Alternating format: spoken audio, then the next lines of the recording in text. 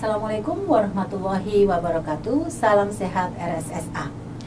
Selamat datang di acara OSKAP, obrolan kesehatan kita bersama di PKRS RSUD Dr. Saiful Anwar, Provinsi Jawa Timur. Bersama saya Asih hari ini, dan di episode ke-7 kali ini kita akan membahas tentang nutrisi pada lansia, yang sudah ada di studio narasumber di bidang ahlinya, yaitu Dr. Sri Sunarti, spesialis penyakit dalam, konsultan geriatri. Selamat datang, dokter. Terima kasih undangannya pada teman-teman PKRS RSSA, dan terima kasih semua pada sobat sehat RSSA. Iya. Dan selamat datang. Bagaimana kabarnya hari ini, dokter? Alhamdulillah sehat. Iya, dan untuk kesempatan kali ini tentang nutrisi ya, dokter ya, nutrisi pada lansia. Sebelumnya kita mau tanya, dokter, lansia itu sebenarnya di usia berapa ya, dokter ya, orang disebut lansia? Oke, lansia ya, atau orang senior kita yang di atas umur 60 tahun itu kita sebut sebagai lansia, Mbak. Oh gitu ya. Jadi kalau umurnya sebelum 60 tahun itu jangan disebut lansia, ya, pralansia. Ya, pralansia. untuk lansia. Iya. Dan untuk lansia ini kenapa perlu membedakan nutrisi untuk lansia dengan nutrisi untuk orang yang umum yang seperti kita gini, dokter? Iya, terima kasih Mbak Asih. Iya. Kita akan berbicara tentang nutrisi pada lansia ya, pada setting kali ini, pada periode ini, yang mana penting sekali kita membicarakan lansia, bagaimana ketercukupan nutrisinya ya. Pertanyaan Mbak Asih tadi bagus sekali, kenapa harus kita bedakan gitu ya, apa bedanya nutrisi lansia dengan nutrisi pada orang yang belum lansia, atau bahkan berbeda sekali antara nutrisi ibu hamil, balita begitu ya, anak-anak, remaja gitu ya, kemudian orang dewasa, dewasa muda, dewasa pertengahan, dan dewasa tua atau lansia. Ini beda banget ya. Kenapa? Karena kita ada beberapa pertimbangan gitu ya, Mbak Asih dan sobat-sobat sehat RSSA. Beberapa pertimbangan kenapa kita perlu membincangkan tentang lansia, nutrisi pada lansia, adalah karena lansia ini spesifik ya. Lansia ini khusus, lansia ini spesial ya. Kenapa spesial? Karena kita misalkan kalau berbicara tentang nafsu makan misalkan ya, beda kan orang muda dengan lansia. Kalau kita lewat di kantin atau kita lewat di koridor RSSA itu, kita bau roti gitu ya, gitu kan sudah kemerucuk ya, sudah kepingin gitu, karena indera penghidu kita, pembawaan kita itu berfungsi baik ya, sehingga dari kita membawa masakan tuh rasanya sudah apa yo iki yo gitu ya, sedep gitu ya, pasti enak gitu. Beda dengan lansia, Mbak Asih dan sobat sehat RSSA. Jadi lansia itu faktor pertama, pintu pertama untuk merasakan atau kepingin makan gitu ya, dari penciuman atau penghidu itu sudah mulai menurun ya. Sehingga meskipun teman-teman semua misalkan ya di rumah ada bapak ibu yang dirawat itu ya, eyang yang dirawat, sudah menghadirkan masakan yang baunya semerbak gitu ya, tapi kok nggak kerso ya gitu ya. Nah, itu yang membedakan dengan orang muda, itu satu. Yang kedua, indera-indera pengecapan juga mulai berkurang ya. Jadi kalau misalkan orang muda itu senangnya makan sewambel gitu ya, wes enak telap-telap gitu ya, lansia enggak gitu ya. Jadi mau di model apapun tuh kadang-kadang gitu ya, rasanya, pengecapannya itu sudah mulai menurun ya. Jadi yang misalkan kita hadirkan masakan yang selezat apapun, kadang lansia ngicip, sudah gitu ya, nggak mau menghabiskan banyak. Karena apa? Karena indera pengecapannya sudah mulai berkurang gitu. Nanti belum lagi turun lagi ke arah bagaimana untuk perjalanan makanan ya, melalui dari mulut kemudian ke esofagus ke lambung ya. Gimana lambungnya lansia itu juga mengecil, nggak sama seperti orang muda yang misalkan dipaksa untuk nambah-nambah itu oke aja, misalkan ya habis makan ini sambung ini gitu ya, mungkin ada dessertnya, ada apa gitu ya, mau makan misalkan ada penarik nafsu makan, kemudian makan inti gitu ya, makan besar, kemudian sesudah itu misalkan minuman macam-macam gitu, orang muda bisa. Tapi lansia enggak, karena volume lambungnya sudah mulai mengecil. Nah, kemudian seterusnya lambung kemudian ke arah pencernaan, usus halusnya, usus besarnya. Itu juga kecepatan untuk melakukan proses digestif itu juga menurun. Jadi gampang kenyang. Sudah isinya sedikit, kemudian yang diolah ini nggak banyak, kemudian perjalanannya dia ke anus gitu ya, untuk pembuangan itu juga lambat.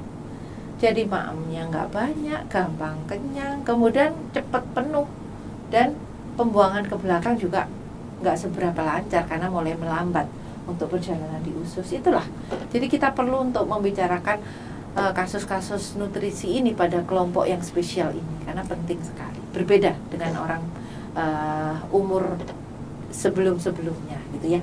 Padahal itu terjadi di lansia yang walaupun kondisinya sehat ya dokter ya, Ya. tetap seperti itu, Ada penurunan, tetap mengalami penurunan. Ya. Apalagi yang seorang lansia yang sudah memiliki penyakit, Ya, itu lebih tentu. harus diperhatikan lagi. Betul, gitu ya, betul. dokter ya.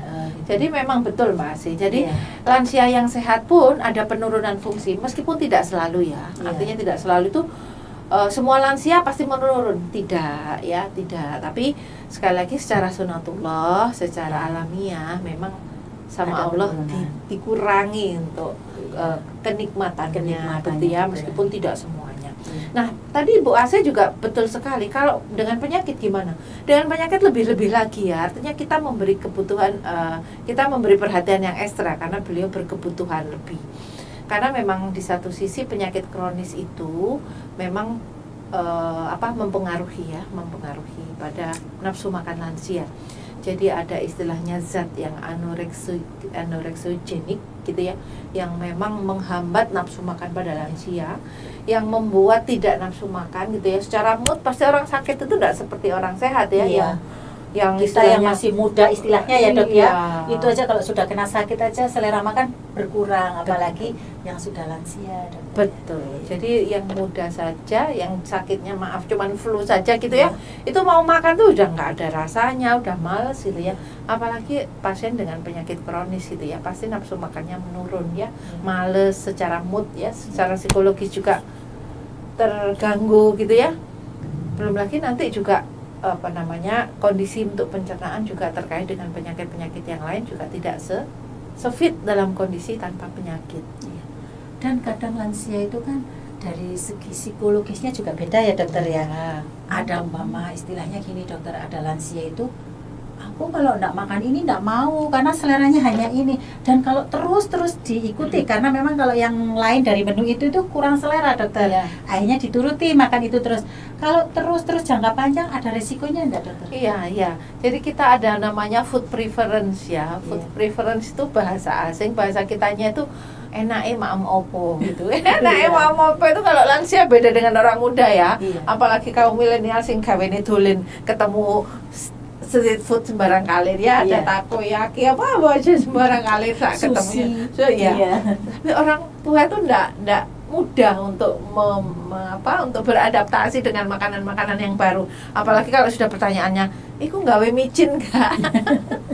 Iku gawe pengawet Iya. enggak? Itu pewarna enggak? Iku zat tambahan enggak gitu ya? Itu pertanyaan yang betul, itu pertanyaan yang sehat gitu ya, orang tua kita ya.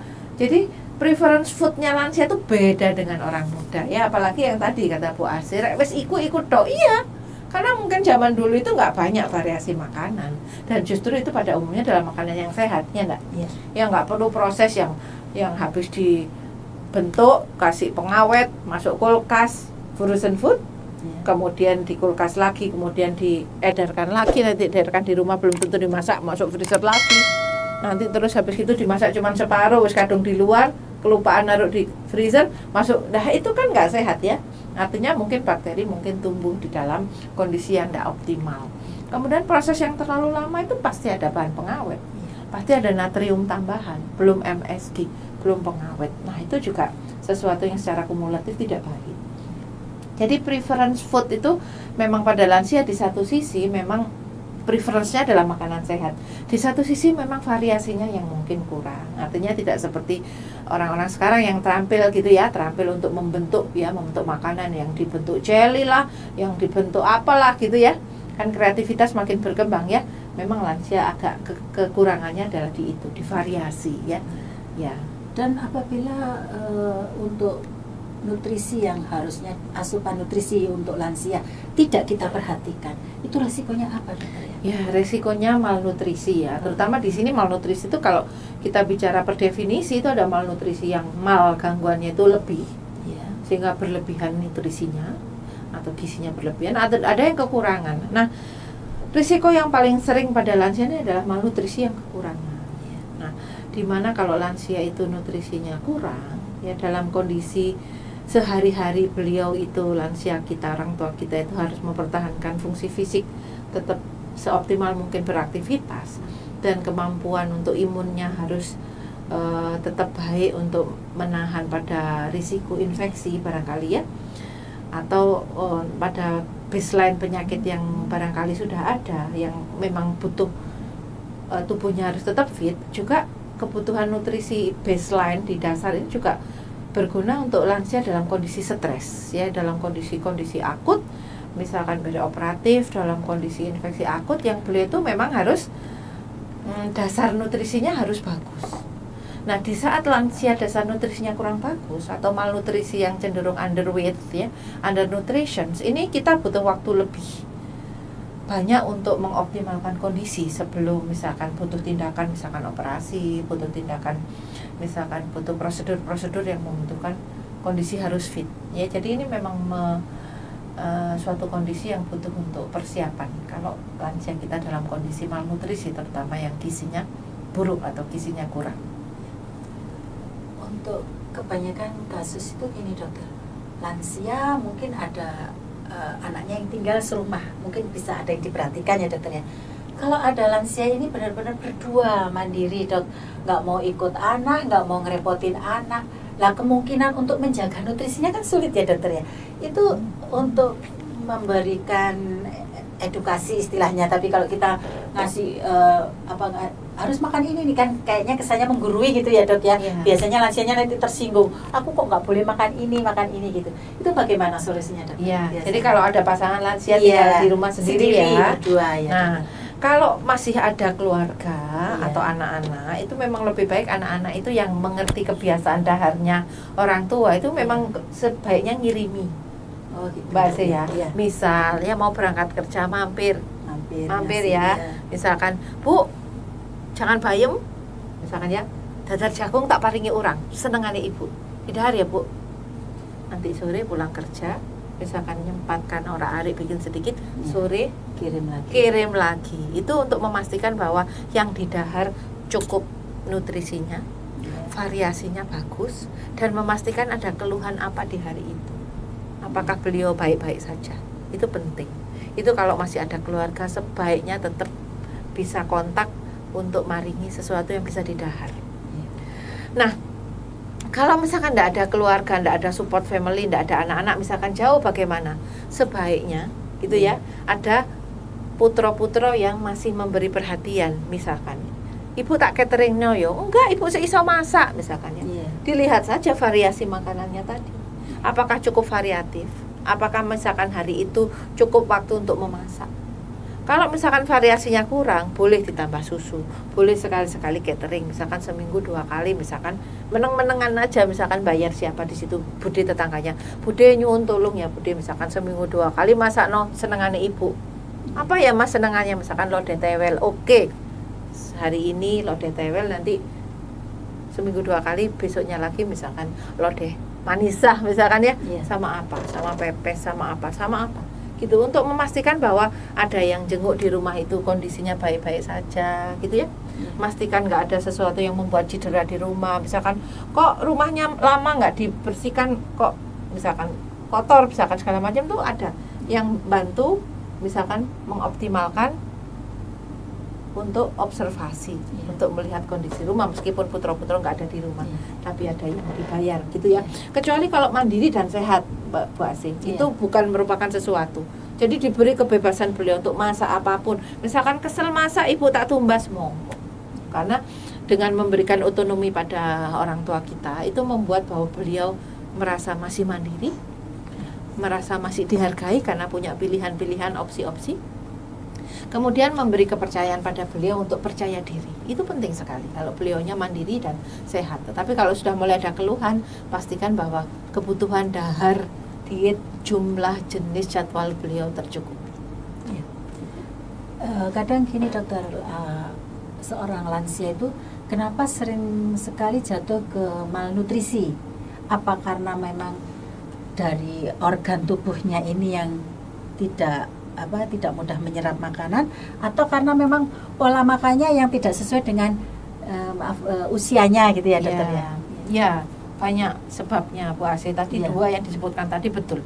Iya, memang dengan adanya penyakit dalam tubuh itu yang tadi kita sebut di awal, memang menurunkan nafsu makan. Ya. Kemudian yang kedua, faktor penuaan sendiri, faktor penuaan secara intrinsik memang tadi yang lambungnya mulai menyempit, yang perjalanan tadi makanannya melalui usus-usus tadi melambat gitu ya, sehingga cepat kenyang, sehingga volumenya yang di dahar tidak banyak. Jadi jenisnya juga tidak banyak, jumlahnya tidak banyak, kemudian jadwalnya juga ya yang melambat itu terkait itu. Kemudian tadi juga faktor sosial Bu Asih. Jadi teman makan itu penting sekali. Jadi kalau teman-teman ya sobat RSSA ya masih ngantor gitu ya, nggak akan malnutrisi.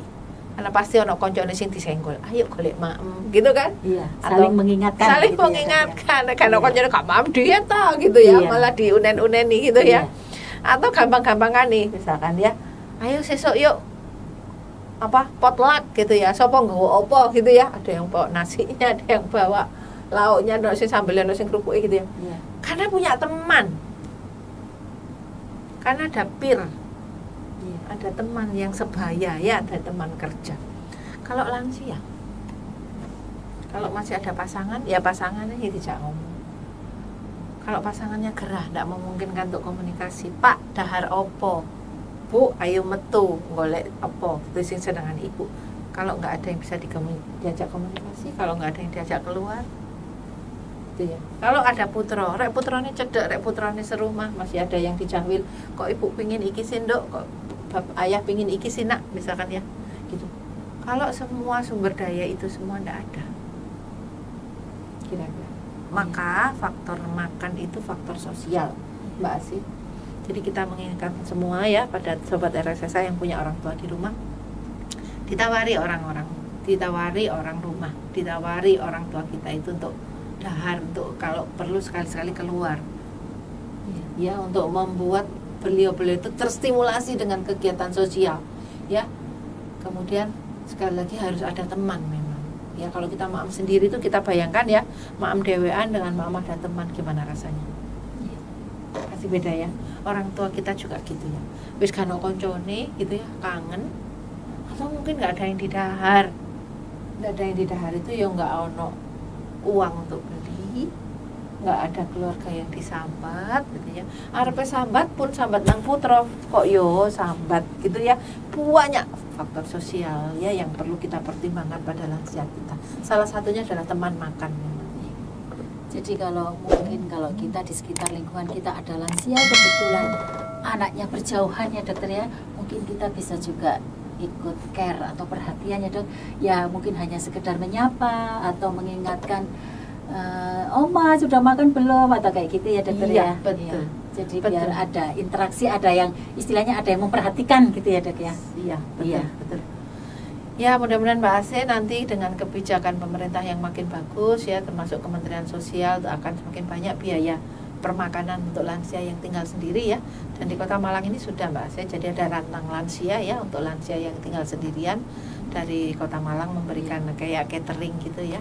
Dan mudah-mudahan nanti diikuti oleh kota-kota yang lain ya, semakin ramah lansia. Dan juga tidak jauh-jauh kita sendiri ya, kalau ada tetangga yang sekiranya lansia gitu ya, tidak ketang lewat depan rumahnya sambil maringi tah roti itu ya, tah kola gitu ya, yang bisa untuk berbagi ya, untuk mencegah malnutrisi. Saya kira gitu Mas. Ya. Terima kasih Dr. Sri Sunarti, spesialis penyakit dalam, konsultan geriatri, atas sharingnya kepada Sobat Sehat RSSA hari ini. Semoga ilmunya bermanfaat untuk kita semua, dan semoga dokter selalu diberi kesehatan Terima kasih. sehingga bisa datang lagi ke sini di acara-acara selanjutnya ya dokter ya. Insya Allah. Iya. Sehat semua untuk sobat RSSA dan kita semua. Iya, tetap jaga kesehatan untuk sobat sehat semuanya dimanapun Anda berada, dan saya Asih. Sampai jumpa di episode Oskap berikutnya. Terima kasih. Wassalamualaikum warahmatullahi wabarakatuh. Waalaikumsalam warahmatullahi wabarakatuh.